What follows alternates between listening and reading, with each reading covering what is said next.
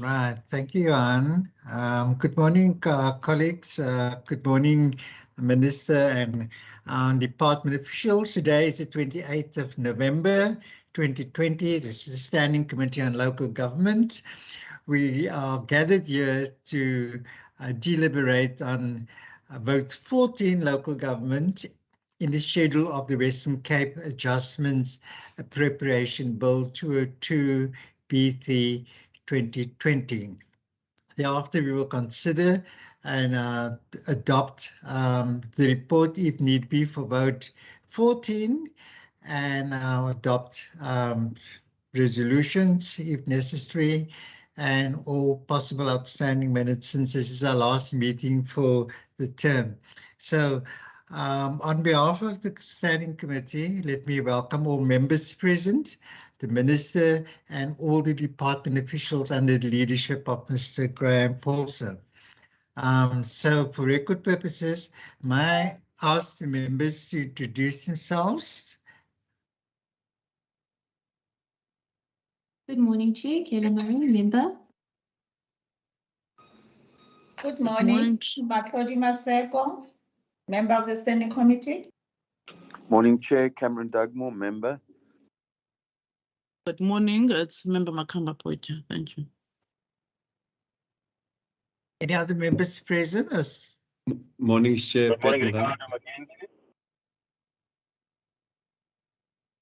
Thank you, Honourable Mackenzie.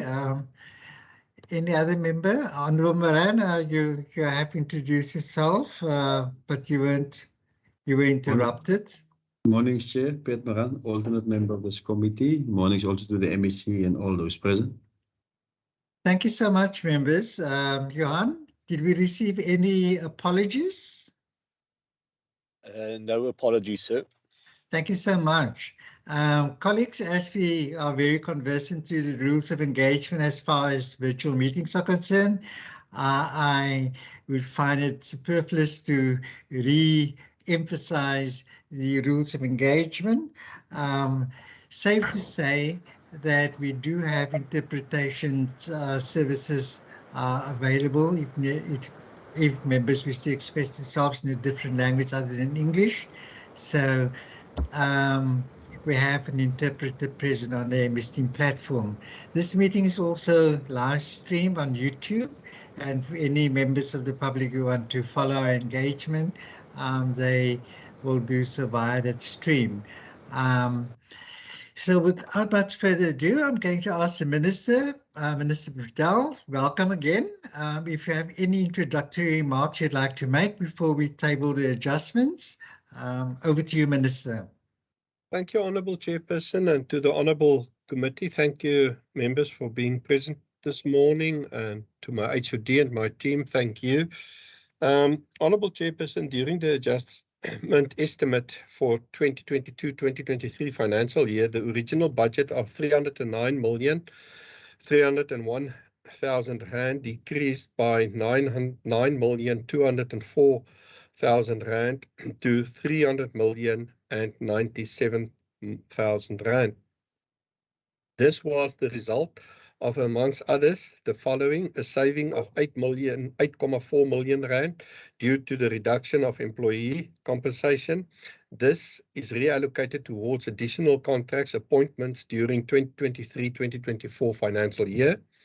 Due to the delays with the recruitment process to the appoint capacity within the department, earmark funds are allocated to support the fire strategy in the department and to strengthen the capacity in fire and rescue services.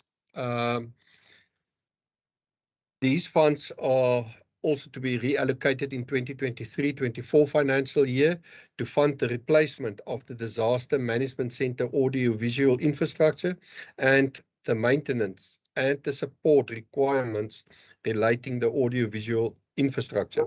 Savings on the goods and services will see 5.4 million shifted to provide support to municipalities through the JDMA model and to fund water resilience project. I will now ask HOD Paulse and the team to take us through the details. Thank you, Honourable Chair.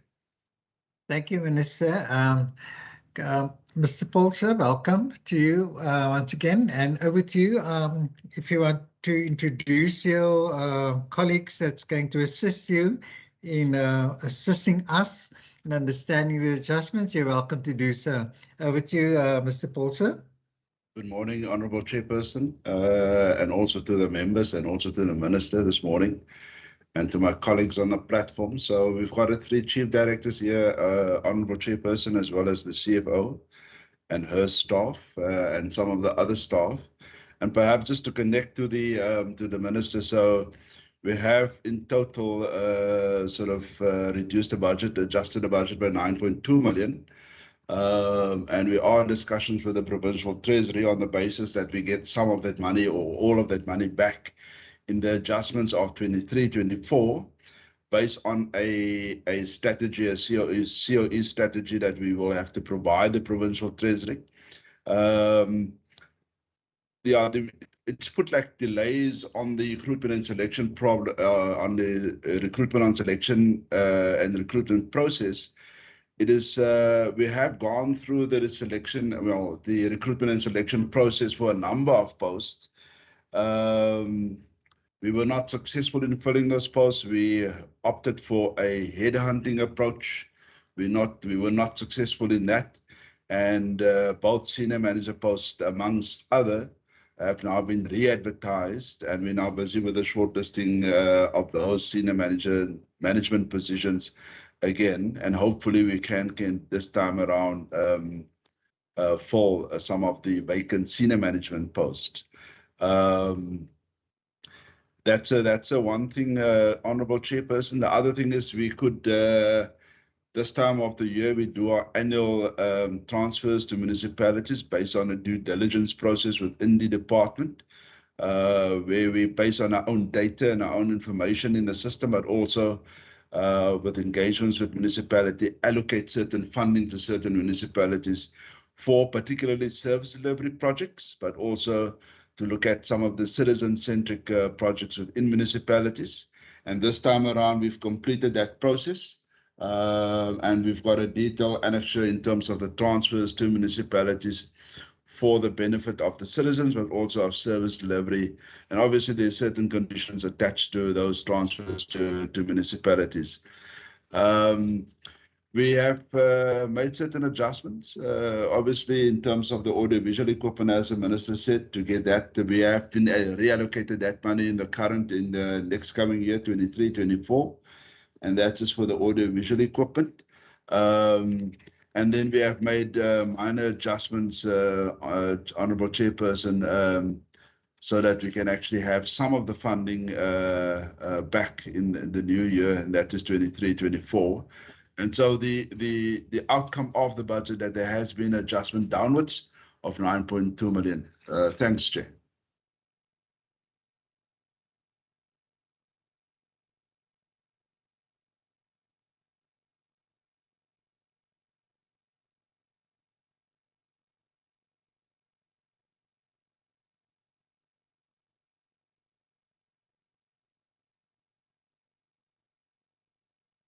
Chairperson, Chairperson, can you hear us? I am so carried away that I didn't realize that I was on mute. Thank you very much, colleagues and Minister. Thank you, Mr. Paulser. As I was saying, is that the adjustment budget was circulated amongst members, indicating where the adjustments were effected, and we are mindful that the budget had been adjusted by 9.2 million rand downwards, and the details are contained from page 339 to 354. So, colleagues, I table now the adjustment budget and the pages as contained in the adjustment appropriation bill from pages 339 to 354. Mr. Paulser, I notice your hand and I recognize you. I don't know if there's any sort of additional infographics that you want to share with us to explain where these adjustments are coming from. Yeah, my sincere apology. I just forgot. So, there was improvement in conditions of services for this year. So the Provincial Treasury has also indicated that they can't give us that additional funding for the improvement of ICS. And they then allowed us to use some of the savings within the department this year to make good the ICS for staff in the department. Thank you very much. Yeah, just one other thing, Mr. Paulser, Honourable Dagmar, I noticed your hand, and I'll get revert to you now. Mr. Paulser, I have received a infographic, so to speak, basically setting out the adjustment estimates for the 2022-23 adjustment budget. I don't know if you have that perhaps available, that you could possibly share it on screen with the members so that they could see where the various adjustments are taking place in a much more easier format as opposed to having to go through all those pages. I just want to check, Honourable Chairperson, Bhavna, do you have that available that we can share it with the committee, please? Just the infographic that we drafted for also for the Minister.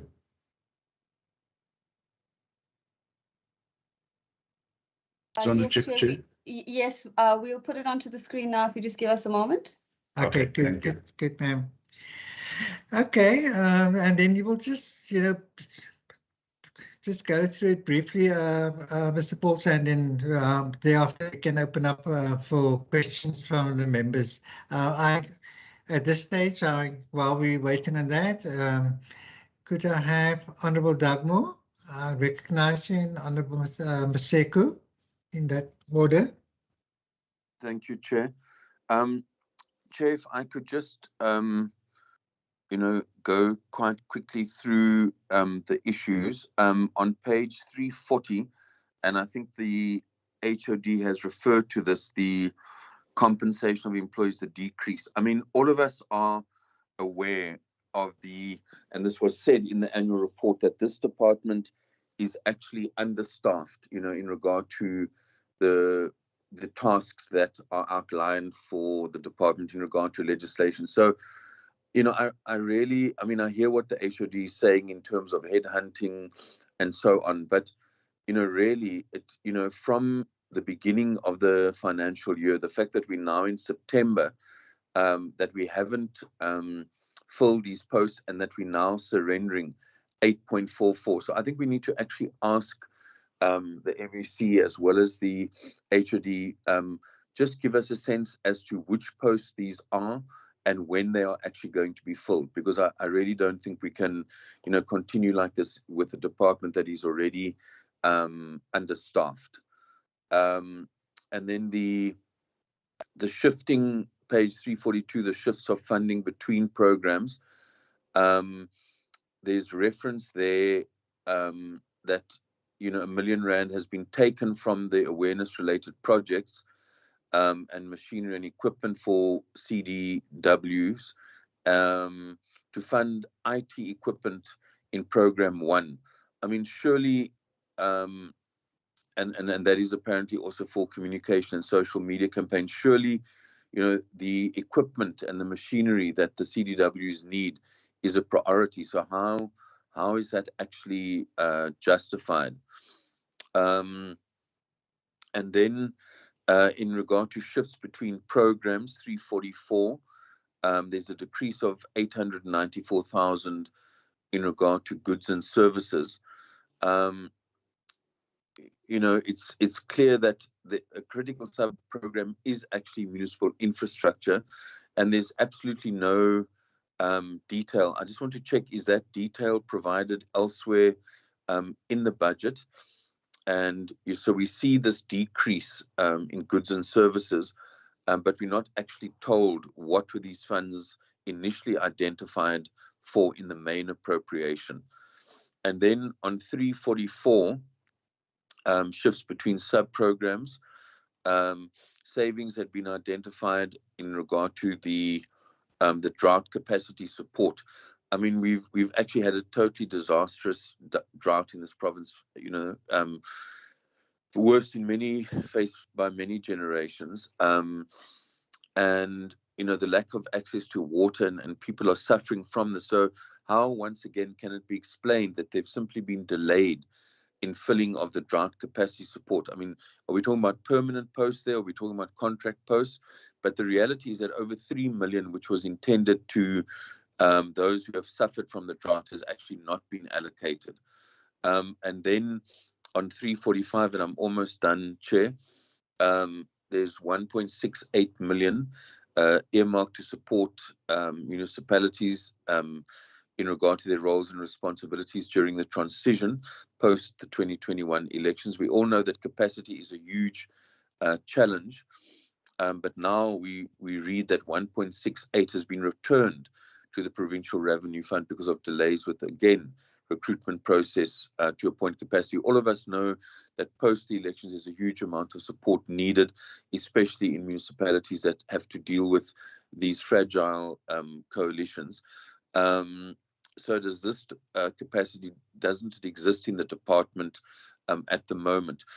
And then if we could just have clarity on Program 4, Chair, which refers to the traditional leadership. Now, it seems that at the beginning of the year, there was 1.689 million allocated to this.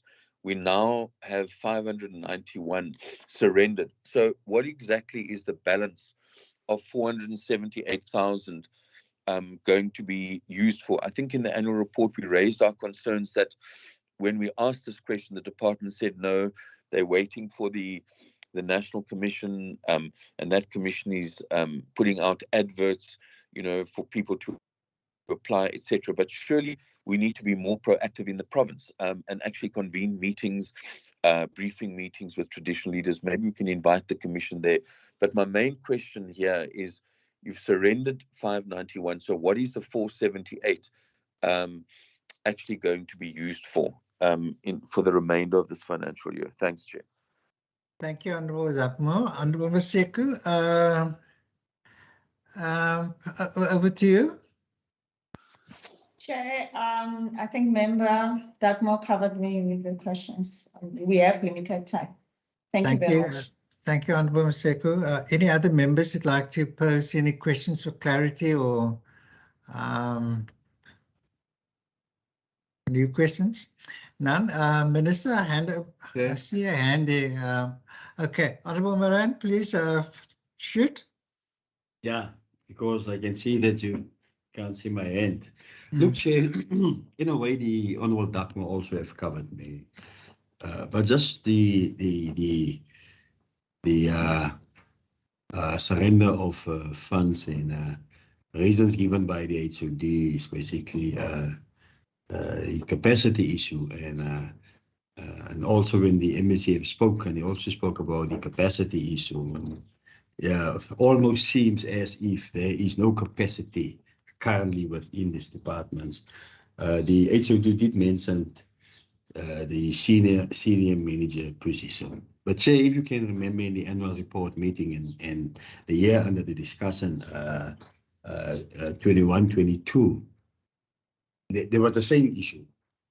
And the same reasons that were given, basically advertised and headhunt and so forth. We even discussed it in the annual report meeting under that year under discussion, which is 2020-2021 or 21-2022. And in this financial year, the same issue exists there. And I'm not really sure how long will this particular issue carry on, where we struggle to fill that capacity that we are referring to. But it is problematic, Chair. Chair, also the issue of 3.2 source of funding, especially the funding of CDWs for awareness programs, Chair, shifted for another program. And I think, Chair, believe these awareness programs also support municipalities in terms of their programs that they had, especially when it comes to public participation. And in the annual report meeting, Chair, when we questioned the issue, when it was said that 5,000 posters will be printed and ultimately only 500 were printed. The reasons giving is that municipalities have their own capacity and they have done their radio stations and so forth and so forth and so forth, Chair. It's problematic, especially when it comes to awareness programs, Chair, where you shift money from this particular program to something else, Chair. I'm just raising those concerns. Thanks. Thank you, Honorable Moran. I'm going to, Minister, if there's any of the questions that you'd like to respond to, you're welcome to do so. And then after you can direct it to the HOD, whatever needs to be responded to. Let's hand the questions to the HOD to respond to. Okay, thank you, Minister. Mr. Paulser? Yeah. Honourable Chairperson, with your acquiescence, we've got us just the abbreviated version on the line. I mean, on the platform. Can I perhaps suggest that we take the committee through this, and then we will ask the balance of the questions, and I think some of the explanations in this will be answered, but I will particularly answer the questions around the COE. And also where the challenges were experienced, and then we can answer the balance of the questions. And I'll ask the CFO just to take us through this abbreviated version together with the explanations, if you order, Honourable Chairperson. In order, Mr. Bolser, it's fine. In that way, many of the questions will be answered too. Whatever is outstanding, you sweep. I will answer the balance. Barbara, can you just take us through this version, please? Sure. Good morning, Chair and honourable members. So if we start with during the adjustments estimate, the original budget and the decrease in the budget from 309 million to 300 million, which is reduced by 9.2 million. The overall budget was adjusted downwards, and the surrendering to the Provincial Revenue Fund. 1.6 million of that came from Program 2, and this is predominantly related to the earmarked recruitment process to appoint capacity, and the earmarked funds allocated to provide support to the municipalities. Program 3, Development and Planning, was adjusted by 6.9 million, and that was made up of 1.1 million in COE, as well as money that was reallocated to the next financial year on the procurement of the audiovisual equipment at the disaster management of 5.7 million. Broken up into the economic classifications, you'll see on the next table, compensation is being reduced by 8.4 million, and it's made up of 3.4 that was allocated for contract appointments, 3 million related to municipalities and transfers on the water resilience program, and 1.7 on the COE due to recruitment challenges. On goods and services, it was adjusted by 12 million downwards, and that's made up of 5.7 million surrendered to the Provincial Revenue Fund, a change in transfers and subsidies of 5.4 million. Shifted to transfers and subsidies is 1.6 million, and then operational grants that were within the CDW program of 390,000. 269,000 for IT equipment on the CDW program, as well as for the hiring of specific vehicles within programs as well. Then on transfers and subsidies, that actually increased by 10 million, and it's made up of 5 million from the JDMA project, 1.69 million from the municipal support initiatives towards citizen-centric and governance projects, 3.4 million under the water resilience program, and 207 related to leave gratuities of payments made to officials that have left the department. On capital assets, the 1.1 million has been increased on that economic classification, and it's 1.5 for the purchasing of IT equipment, 49 for the hiring, and then 390, which is shifted from goods and services towards the operational requirements of various goods and services line items on the CDW program. And then just on payments for financial assets, we've increased it by 49,000, and that's related to the write-offs for the department. So that takes us to the end of the sheet, but I will load it on the chat if the program allows me to do so, Chair, so members can still review it. I'll hand back to the HOD. Thank you, CFO. Mr. Paulser. Thank you, Chairperson. Let me just deal with the overall question around this, let me just see, around the COE. So COE relates a number of posts, Chairperson, and obviously the cabinet has put in a particular process now in filling critical posts. So it implies that there is a submission that goes what we call the A1. It must be drafted internally and it goes to the minister for approval.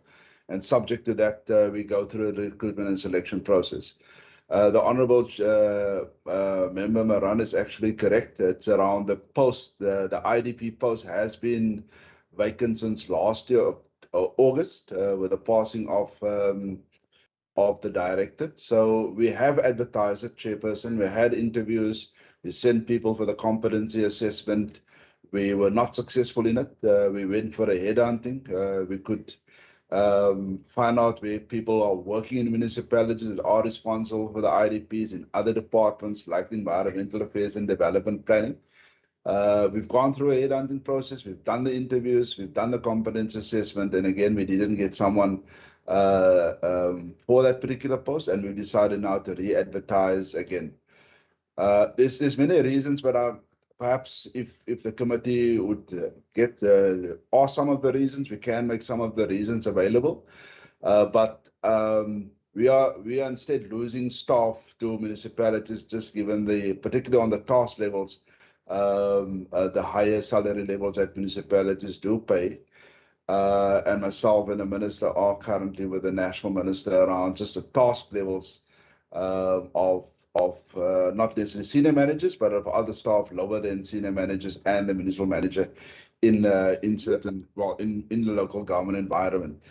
Then we also had there was engineers post. We got additional funding for engineering services, and perhaps Ida can allude to that. So that has gone into the process. While we fill the posts, two of the engineers actually resigned. So Honourable Chairperson, they are on the OSD level, and their salaries are actually higher than what my salary is. So it's huge amounts that we're paying the engineers to help us with the water resilience initiatives and supporting municipalities. But even the amounts that we are paying, we're not able to attract adequately some of the engineers that we then deploy to municipalities to go help in municipalities. Chairperson also got funding to help just with the governance in relation to the local government elections and obviously the post-local government elections. We have gone in the process and we've completed the interviews 3 out of 5. I've just confirmed that on Friday, at least 3 of the engineers accepted their letters. In other words, they confirmed that they will commence employment with the department. So that will see a improvement also in the COE spending. And then I think it was the engineers, and then the last from our side was also around the post of the JDMA. So the Provincial Treasury has given us earmarked funding for COE to help with the institutionalization of the JDMA. We've appointed 2 staff members. We've gone through the recruitment and selection process regarding the director. We were not successful, and that post has been re-advertised in relation to that. So, Chairperson, if I can perhaps just ask also the 3 chief directors to come in, and I'm going to ask Albert in particular around maybe the traditional leaders, the fact that we are appointing staff there to help the process in recognition and acknowledgement of certain groups, obviously doing the research on behalf of the Western Cape government to advise the Premier on the recognition and the acknowledgement process of certain groups within the province. So can I ask us perhaps Ida, and then Ida, and then perhaps Nazuku, and then Colin. Thank you, Mr. Paulse. Ida? Thank you, HOD Chairperson. Good morning, and to the honourable members. Ida Barnard here. Just to echo what my HOD has said, we have now we received funding for 5 additional posts to the establishment. They are all on contracts. And I think what's important just for the members to take note of here, normally when we receive ring-fenced or priority funding for a specific purpose, like for instance, drought or now post-election support to municipalities, we could also only advertise on 1-year contracts. And that made it very, very difficult. I think the honourable members will understand, for us to be able to draw a suitably qualified person to provide this kind of support, they need to leave employment for a 1-year contract. So we really struggled. So the first thing that we managed to get right with the post-election ring-fenced money or priority funding was to make the appointments for 36 months. And that took us a little bit of discussions with our HR colleagues. But Chairperson and honourable members, I can indicate that we were able to these 5 posts advertise after several discussions on a 36-month, well, not year, but month contracts. And those after that, obviously, I must admit that the long lists actually looked quite strong. Out of the 5 posts, 3 interviews were already done. 2 have been shortlisted and is already scheduled for in the next 2 weeks. So we are quite confident that we'll be able to fill all 5 of those. Then in terms of the drought engineers, I think it's important just to latch on to what my HOD said. We lost 2 of our senior engineers, given their salary levels at the OSD. 2 things, honourable members, happened. The first one is it's very difficult to attract colleagues. They have to be professional engineers that must have their professional registration for more than 10 years working in a municipality. So it's very difficult for us to attract those kind of skills. So when we lose them, it very rapidly adds to the underspending, number one, but also we really struggle to find. I'm very pleased to indicate, Chairperson and members, that we were able to fill both posts. The first letter was issued last week, and the next one is going out on this week. We have already been advised. And also in terms of our drought engineers, this is still our story. It's only 12 months contracts, not 12 years, 12-month contracts. And we advertised the first round, 4 posts. We could only fill 1. And we are now, that is the one that the HOD said we were able to piggyback off our other process, and we are able to issue some more appointments letters this week. So it took us a little bit of time, but I must admit, I think we are there now and we should have capacity before we break. Thank you, HOD. Thank you, Ida. Honourable Chairperson, can we ask Nazuka to come in and just deal with some of the questions relating to her portfolio? Thank you, Mr. Polter. Nazuka?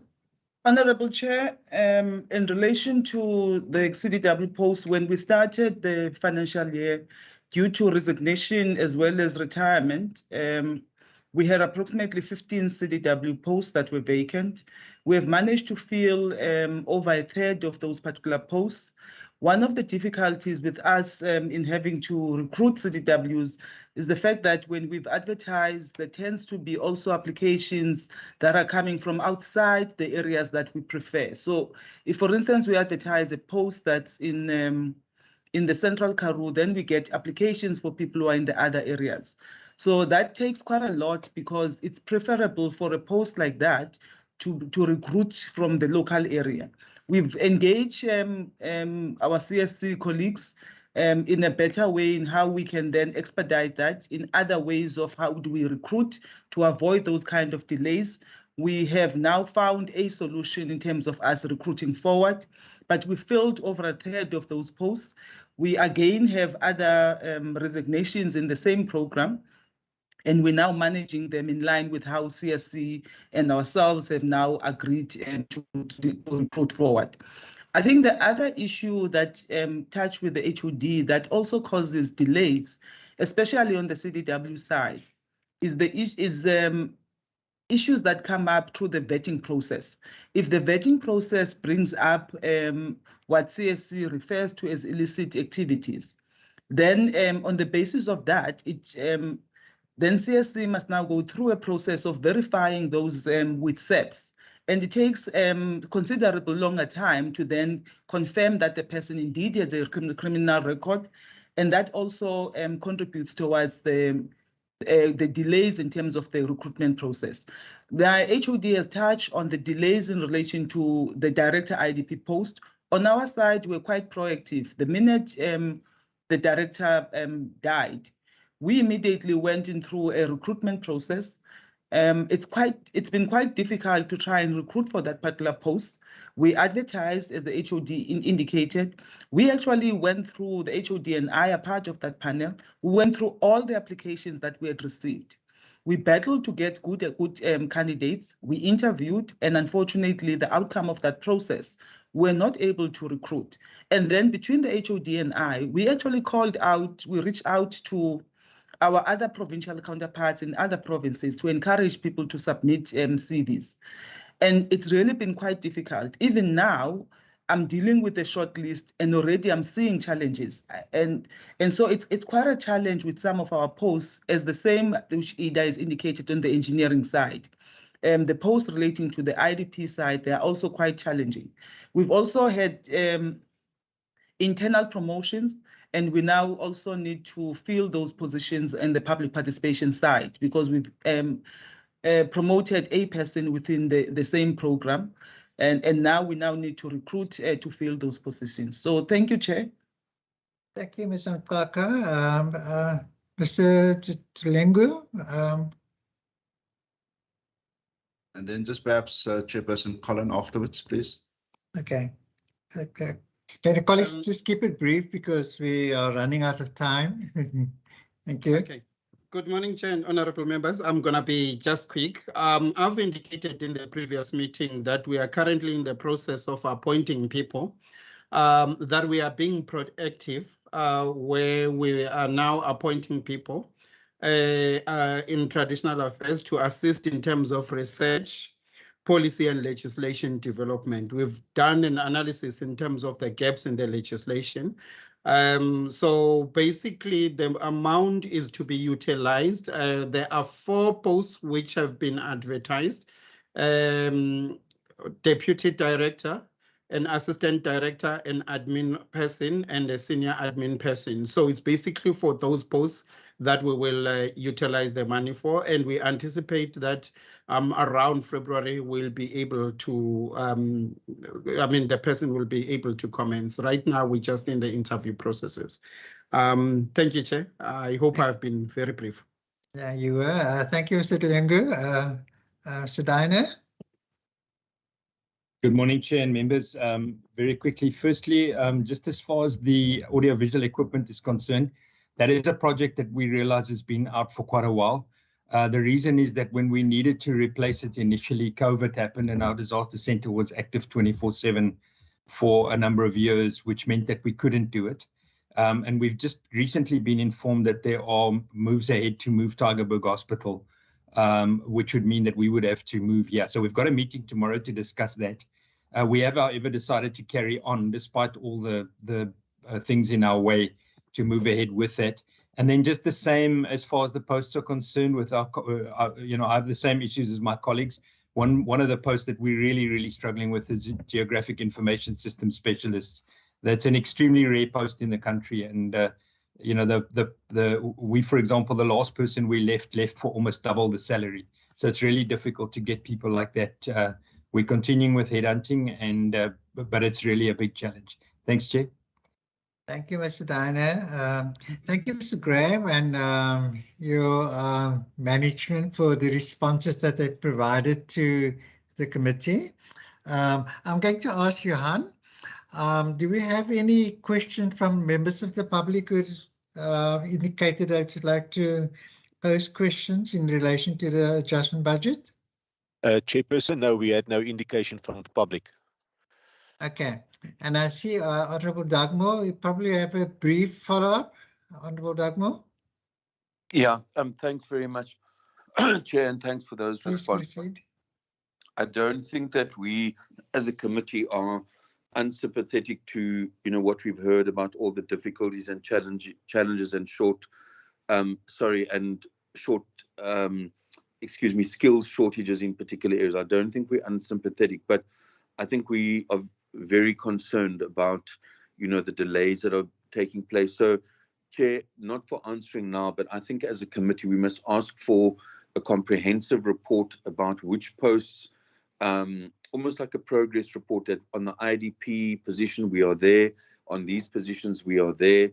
These ones are contract, these ones are permanent, just so that we can have a kind of an overall sense of what what is happening. I heard the HOD indicated they're going to go to Treasury and push some of this money through to the next financial year. Just another question I would like to ask, in regard to this adjustment, if we could just get an indication of, what has been spent on legal fees, since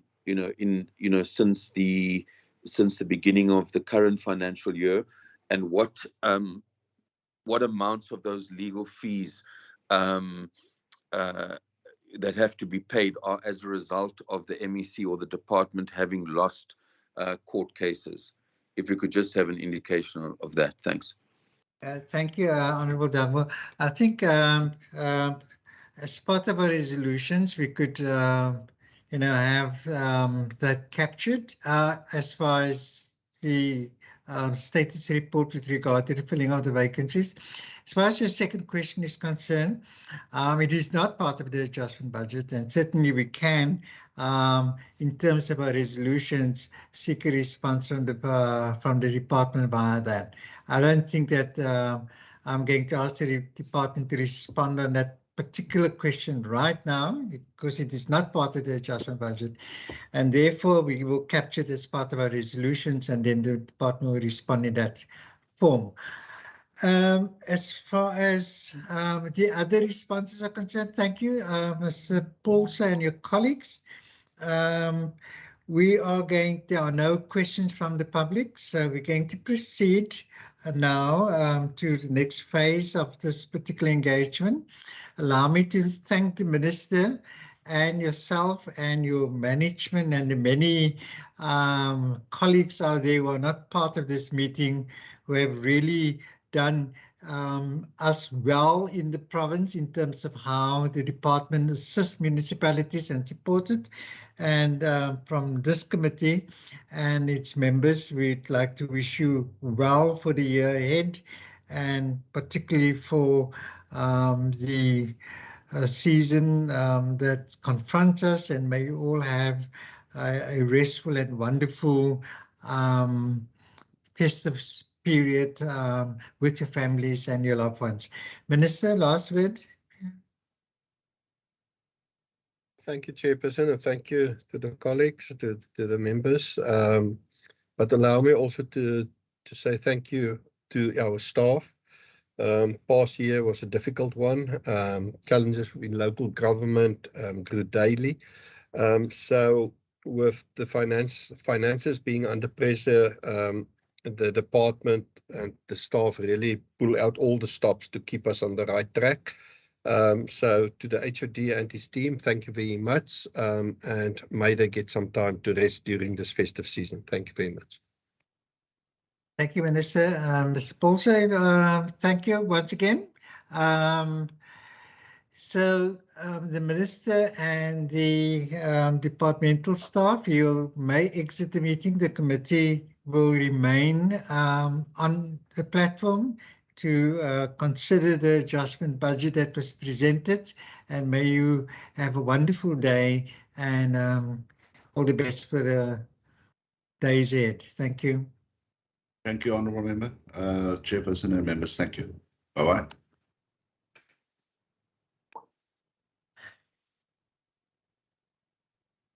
Members, thank you. Colleagues, right, the time is too short for us to, have a much more in-depth sort of engagement with the department.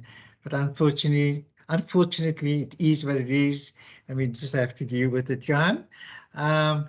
Members, can I have an indication whether we support the adjustment budget for the department? Can I have?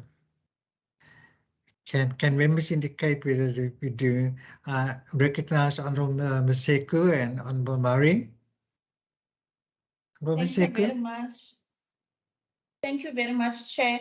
Chair, I move that we support the vote for local government. Thank you, Honourable Maseko. So you second for that? Chair, I'm Kayla Murray here. I second. Thank you, Honourable Murray. Johan. Honourable Dagmo, I recognize you.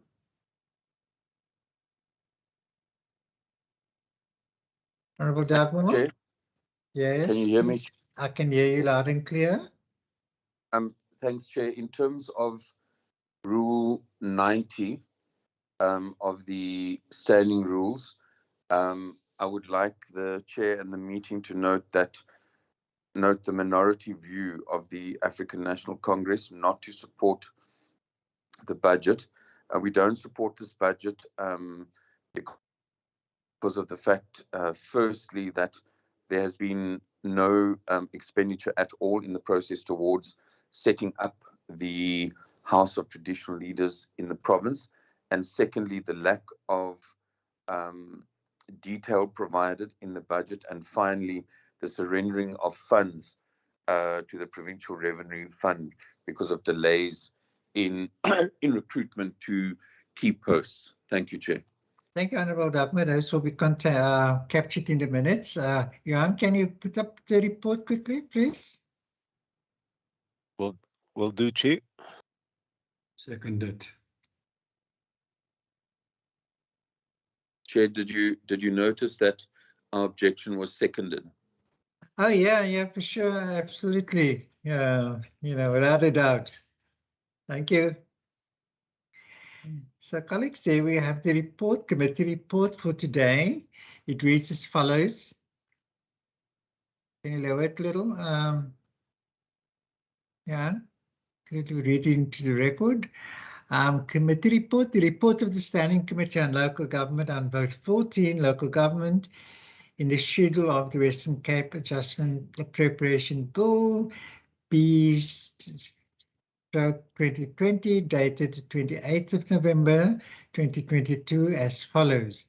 The Standing Committee on Local Government, having deliberated on the subject of Vote 14, Local Government, in the schedule to the Western Cape Adjustment Appropriation Bill, B3/2022, referred to this committee in accordance with Standing Rule 10188, reports that it supports the vote.